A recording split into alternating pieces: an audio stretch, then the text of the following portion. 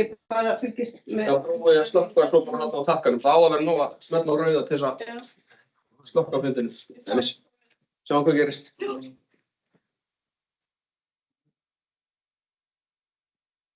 Já, ég var bara alveg hérna.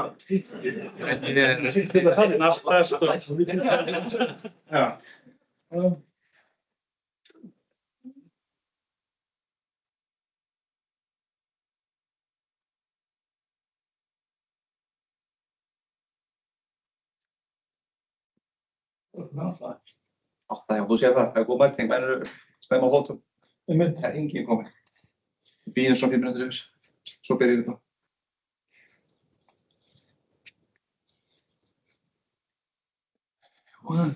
Við mættir, 3 vaktmættir. Brenna að venjast þessu. Að mæta 8 eða koma hingað? Nei, að koma hingað. Það var góð mæting hérna fyrir 2 vikum, sko. Já, það er alveg rétt, sko. Þegar fiskróðið var á döðinni, þá var húsveitir. Já, þá kom allt. Fiskróðið var á döðinni? Já. Fiskifóturinn og helga. Það var líka ágætismætingin í síðustu viku, sko. Já. Það var bara svona, komið margir svona aðeins seinna. Já, okkur 5. Það þýðir ekki 5 sko, þá var það fólk bara á svona og seint. Það verður alltaf, það getur mikið byrjað með þetta svona. Daginn.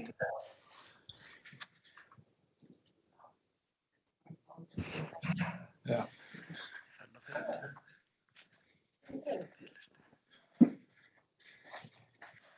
Við sjáum við þarna hverju er inni. Í hæðinni. Já. Ok. Sem er að fylgjast með að handa. Ekki mætt. Ég er neðfundur fast. Já. Bíðu hérna eftir veðri. Það kemur náttúrulega lögum að það. Vöndið. Það er allt að gerast, fólk að safnast. Ok.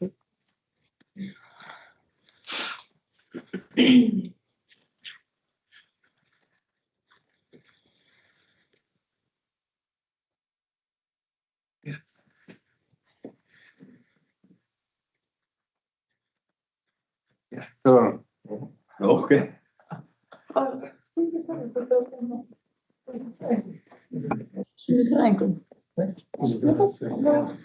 Bara hjá hér. Já, fram og tilbaka með svo marga hluta þegar komst ekki. Það er bara að gera það ef hann hefur að staða. Já. Núna klukkan 8 skilur. Ég heyrði ekki neitt frá honum. Nei, þá er hann ekki hérna. Þá er það ekki þess. En við myndum hitta klokk. Það er bara við þegar hann er að fara. Það hefur að fara núna með sjúkraflug. Skil ég bara.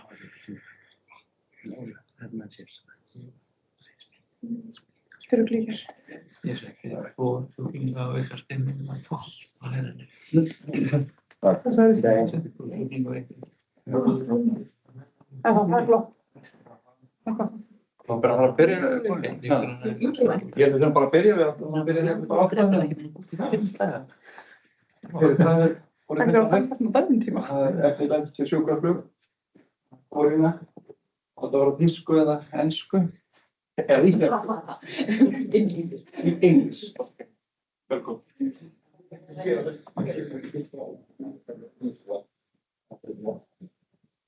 Já, það er með það.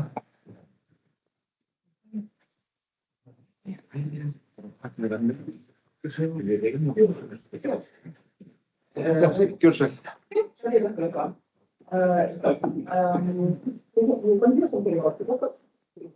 Been associated with the hospital in Akureyri for 5 years, and we've come a long way from just plain being stuffed with the pilot and the patient just lying alone in the back to sending candidates and very young doctors to now always being stuffed with the doctors.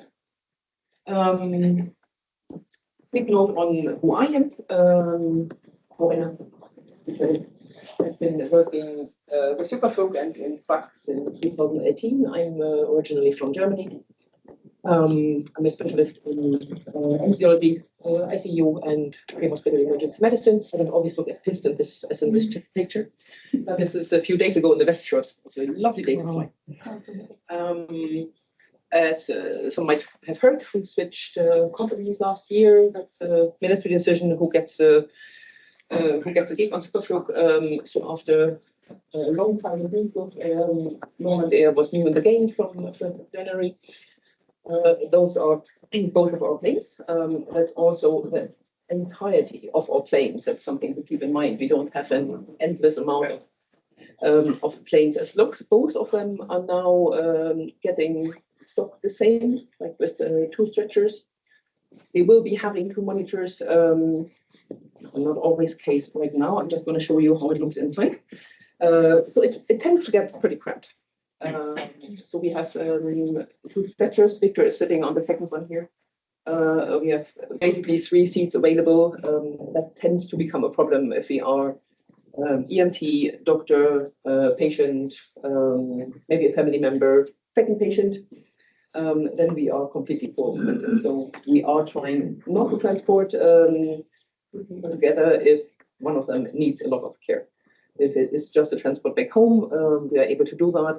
But in other cases, we will try to have 1 patient on the plane at all times. We always have monitors on the plane. We always have oxygen on the plane.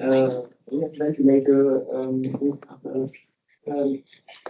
CPR machine. We are basically flying ICU. We can do a lot. We do have the incubator here that we can take on the plane. So there's quite a lot we can do in the air, actually. The blue dots are all the airports we service in Iceland. It's not quite correct because we're not flying to Siglufjörður, not in the last 6 years at least. But we are flying to Söderkoppar, and that's not in the map. So it's Akurey where the base is. Húsavík, Grímsey, rarely. We go there like once or twice a year, but that's of course like the number of people living there. The same is true for Gjörgæslulækninga. Söderkoppar, Blönduós, though Blönduós we are quite often having the problem that we can't land there just because the airport isn't serviced enough. So if we don't have to clear the snow, then we're not landing there. Vopnafjörður er Sósöp, Egilsstaðir er Neskaupstaður, Ísafjörður og Bíldudalur on the left shorts, pipeline platform. There's some specifics about each of the airports. There's some we don't go to in the night. That includes Bíldudalur and Neskaupstaður. And that's also just because of the condition of the airport. And then, of course, being Iceland, the weather does play a role, and that quite often prevents us from going to Neskaupstaður, actually, and then it has to be in a study where we are getting the patient. What are we actually doing? For the last years, we've seen an increase in flights like around 10% a year. Not counting 2020, but 2020 was COVID and everything was different. We've been now in October 24, we're having like 815 patients already, so we will be ending up like around 900 to 1,000 patients for this year as well. The other categories I've included are F1, F2, F3, F4 calls.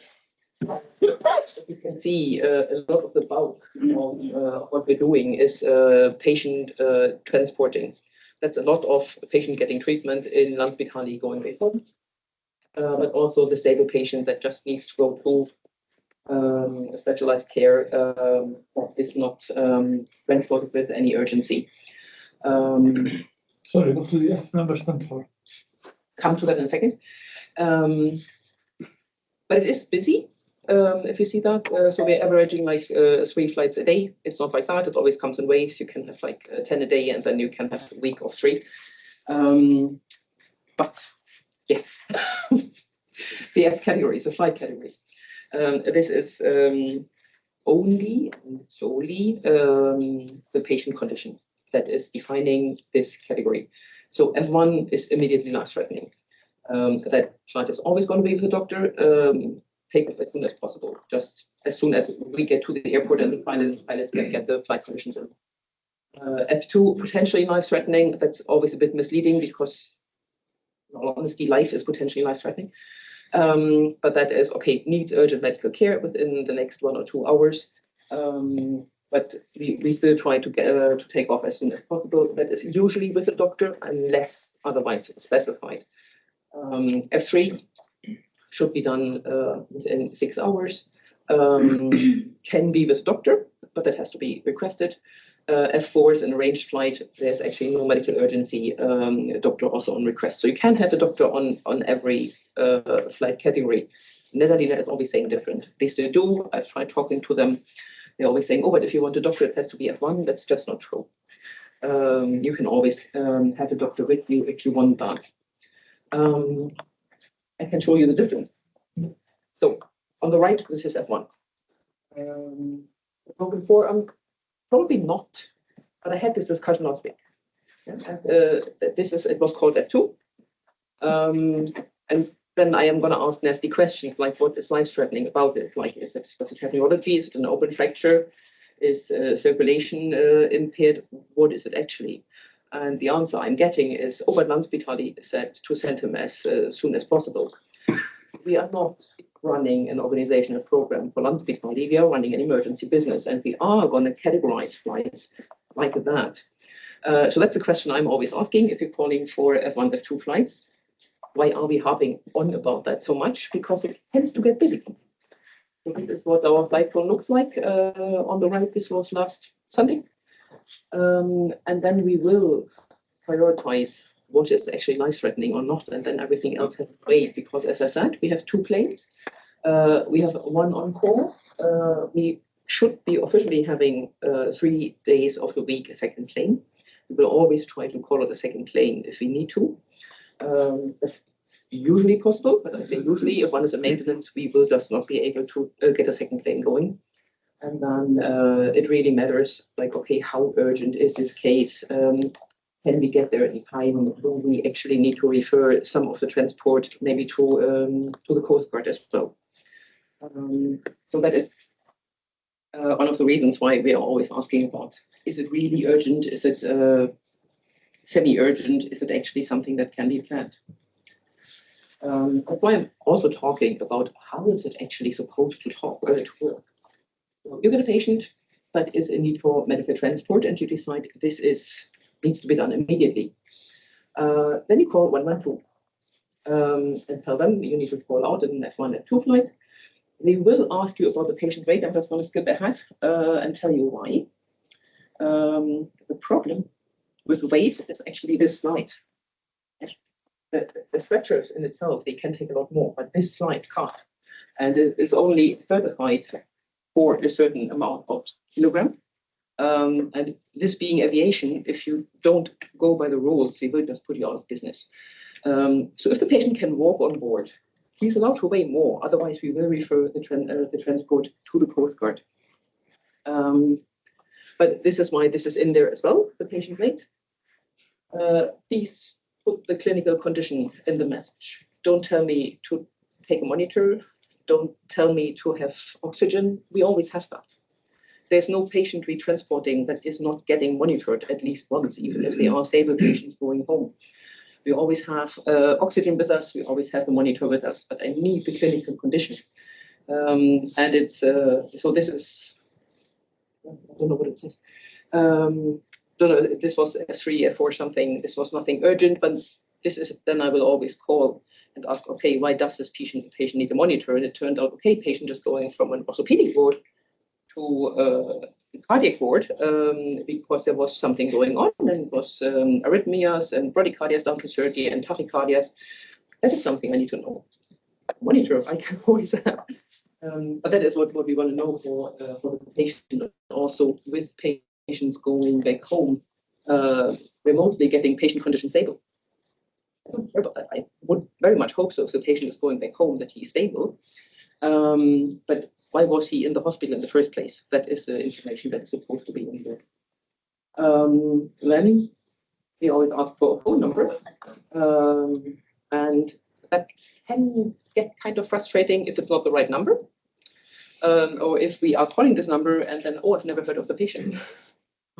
So I don't need a specialist phone number. I just need the phone number in the message from somebody who can tell me how the patient is. It can be a nurse. I've had had a case with a newborn in Sosep, I think it was. Where I called the GP who was in the message, and he told me, well, he is 70 kilometers away. He's never seen the patient. And I don't need him on this message. I need the number of the nurse who is with the patient, because she is the one I want to talk to. And if you're not working in, well, sometimes in Akure as well, but if you are working anywhere else in the country, does the doctor need to come to the hospital? We'll tell you about a case later.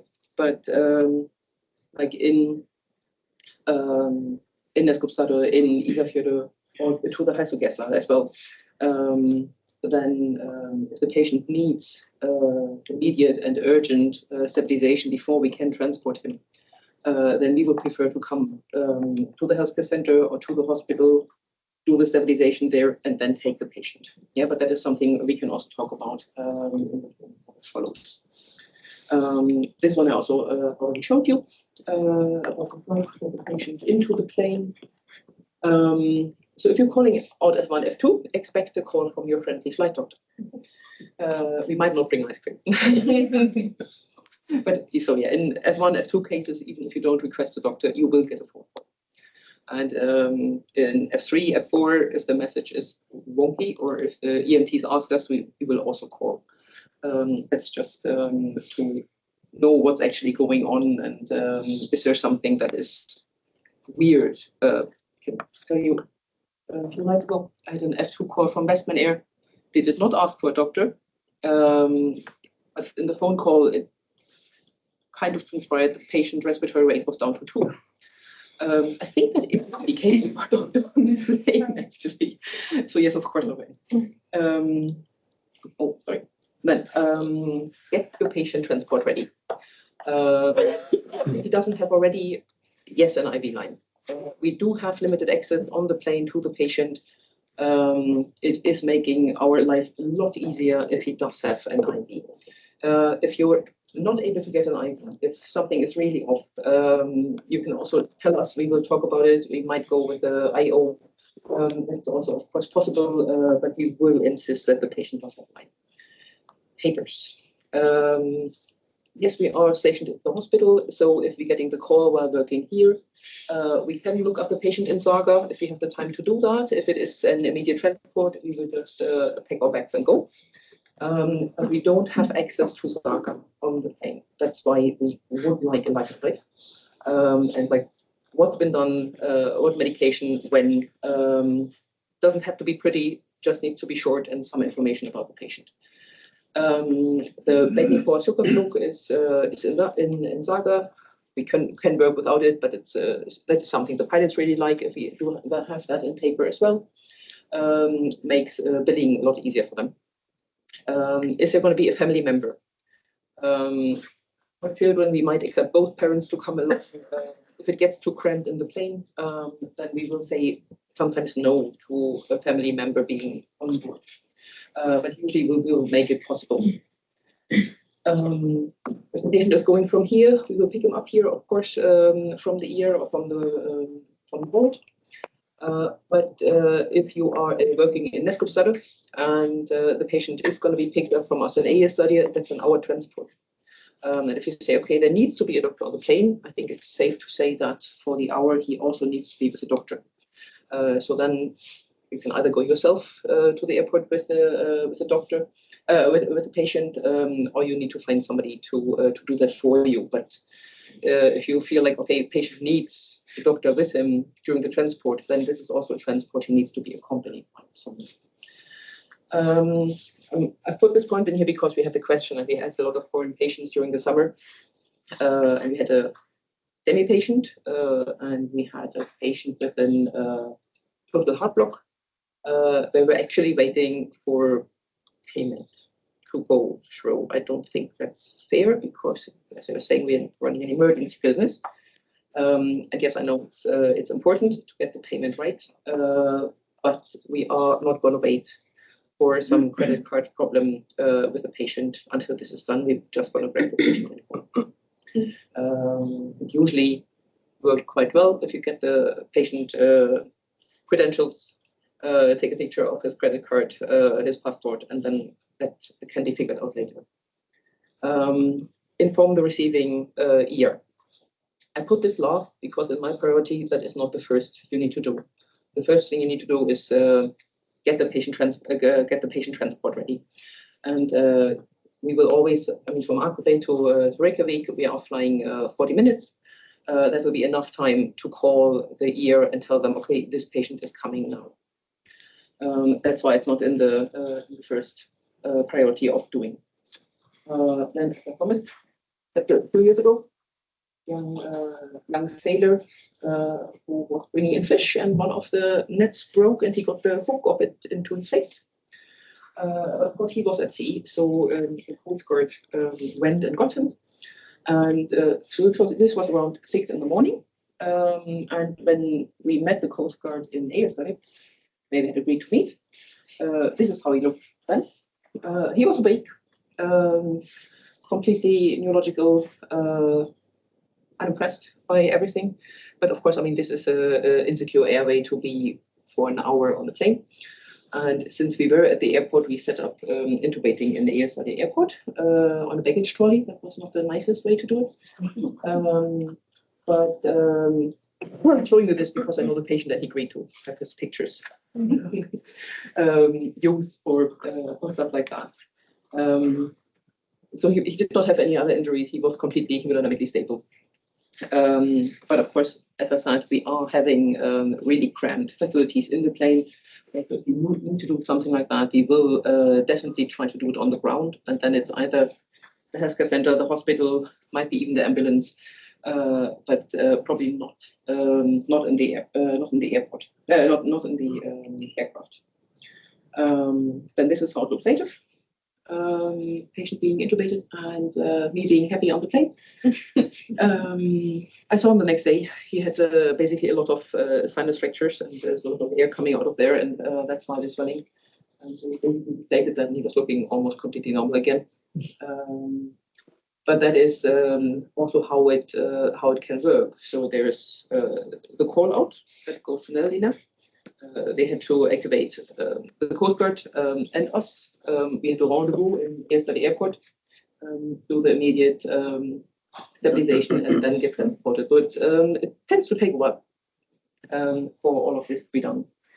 So if you are not having a patient that is in need for immediate and urgent medical transport, who is just because I'm careful there, going for more specialized care in Landspítali, and that, I mean, that is University Hospital. This is where most patients end up if they need more specialized care.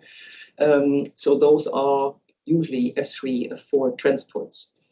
There are sometimes discussions with the admitting unit or the specialist, and there is in the works is a standard operating procedure about this interfacility patient transport. How the admitting process is supposed to work. That's not going to cover all cases, but I think officially getting the approval of the responsible specialist is a good first step to get.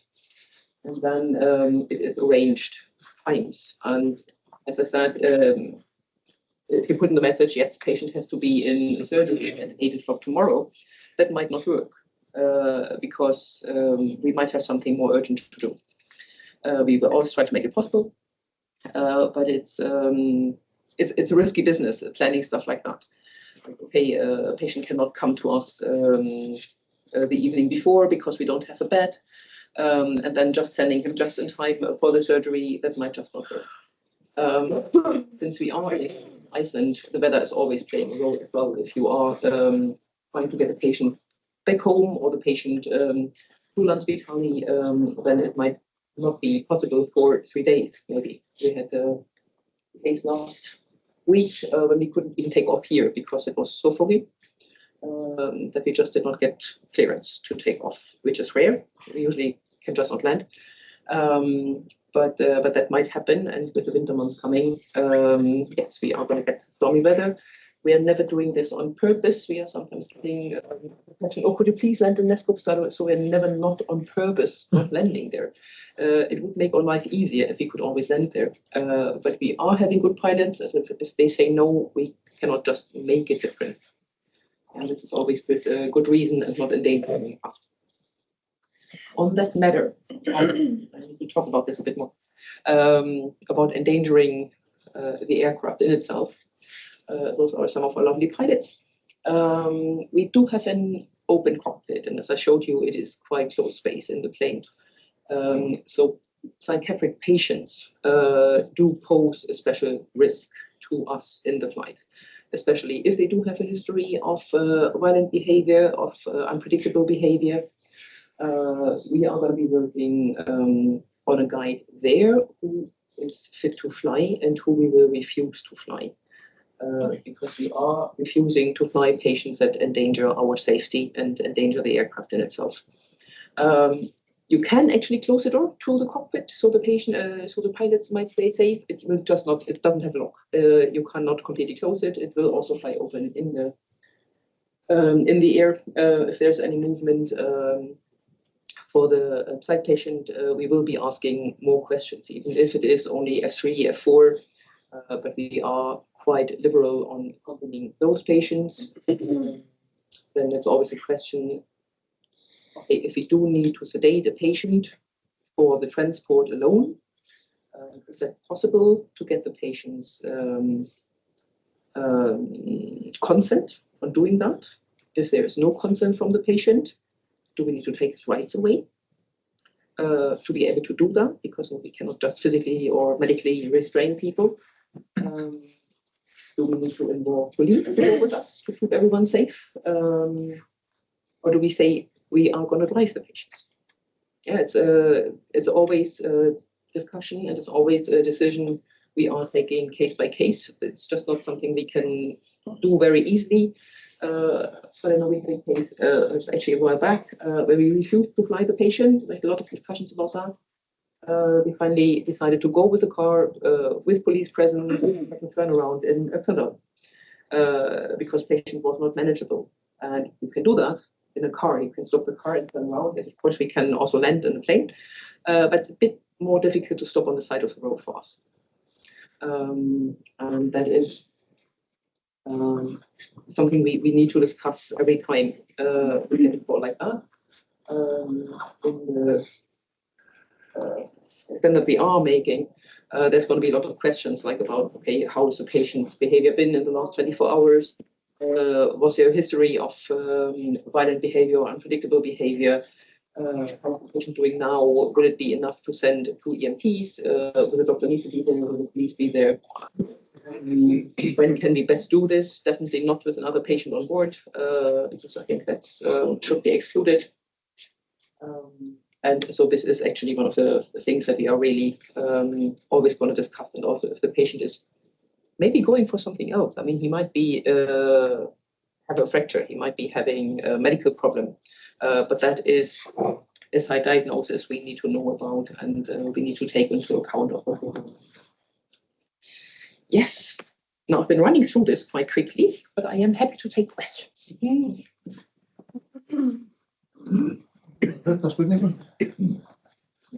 Yeah. Do you write any notes anywhere about what happens in the flight? I imagine a lot of things happen sometimes. Okay, so as I said about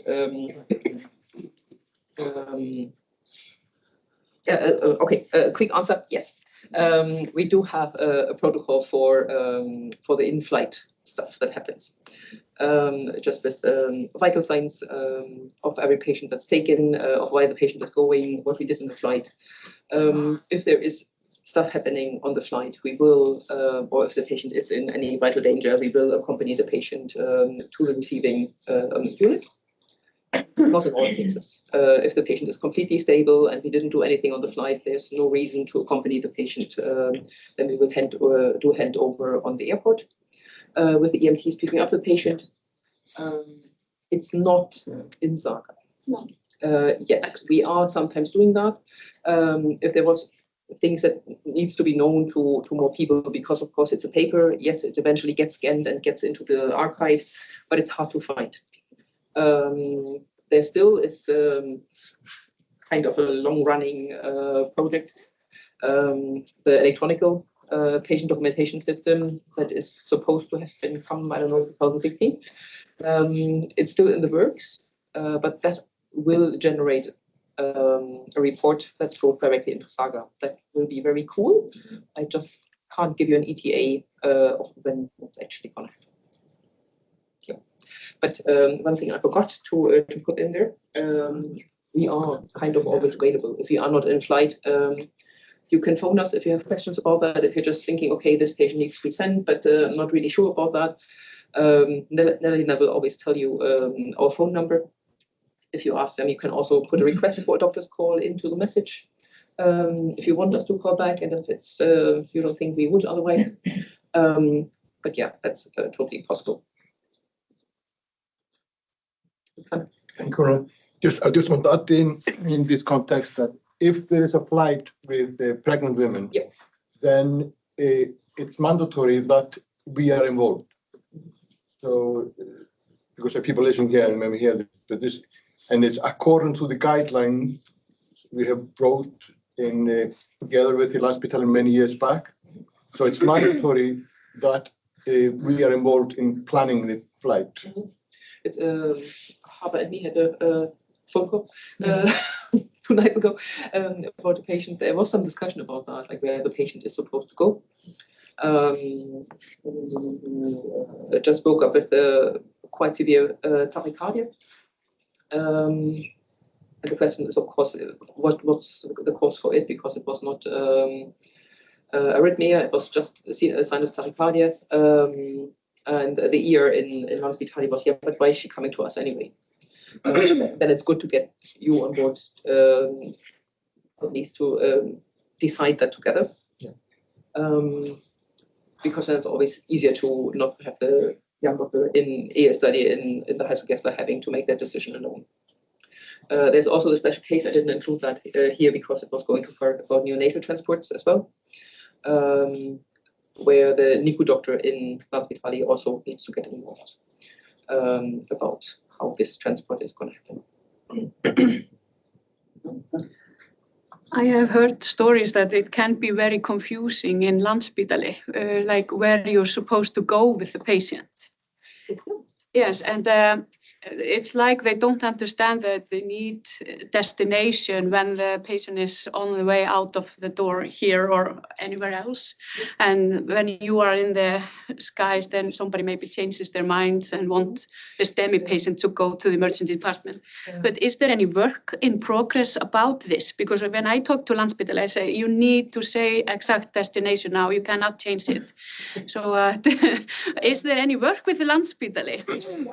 As I said, there is this group, and NPM is also included in that one on SAC's behalf, about how this is supposed to work, the interfacility transport and admitting of patients here and there. And that should always be clear. But yes, it is. Case where we were called to pick up a patient that was supposed to be admitted to pathology. In Landspitali, and they had talked with them. They had said yes, they called out Sjúkraflug. We went and picked up the patient, and by the time we landed, they had called them again and said, oh, but we don't have any space for him. And why did you call out Sjúkraflug? That is one expensive flight. Well, patients still needed the specialist care. We eventually managed to come here with the patient, but that is, as I said, a guideline will never cover all cases. It will always be a bit confusing, and it's also like with the transport back from Landspitali, and I mean Akure is one of the main receiving hospitals for transporting patient back north. That they are making up their mind about that late in the afternoon, and they say, "Oh, I have to go now." Like we kind of have somebody lying in his bed already. That is hard for us to do. Also, not our priority, of course. Priority is always going to be the life-threatening ones. But yes, there is work on that. It will probably just not be always so clear. But it's there are some things I pointed out about that as well, because it's one other problem we are having, being a small hospital in the north, of course, is not all patients belong here. if we do have patients that are neurology patients, neurosurgical patients, we cannot offer them any expertise. And in those cases, it gets hard. It gets hard for people here to keep the patient. It's sometimes hard to admit them to Landspítali because they are category thing now. And that is one of the issues I see that needs to be solved. Another issue there is that sometimes you go to, let's say, there's something in obstetrics, Yep. and after 34 weeks, so it's just because that it's more convenient for the woman to deliver in Reykjavik because she's got her people there. Mm-hmm. It is quite expensive to fly her to Reykjavik and then they fly plane back here when she could easily come here and have the baby here. Yep. And it's not, I'm sure it's not only for obstetrics, it's in many other fields. We are flying people just out of convenience because they got, of course we understand that. But do we know to what extent we could have just brought the patient here instead of going taking to Reykjavik? A short answer, no. No, I don't have an overview of who could have also been treated here, but I know we do have the discussions. Yeah. We also have them a lot with West Med Air, to be honest, because being an island, also they have a special place in our hearts, where they feel like, okay, everybody needs to be sent with a plane. If they could also go the next day with a ferry, because it is an expensive service we are doing. I mean, we are talking 1 million per flight. Then it's, yeah, no, but I don't think there is any statistical overview about that problem. Don't think there is. I mean, we discussed it 2 years. Talking about the expensive flights, what about helicopter service? Are you in connection with that, or? Well, we do have some overlap. Sjúkraflug is officially the only dedicated patient transport organization of Iceland. The Coast Guard is doing a lot of medical flights, but that is not their prime issue. And I know the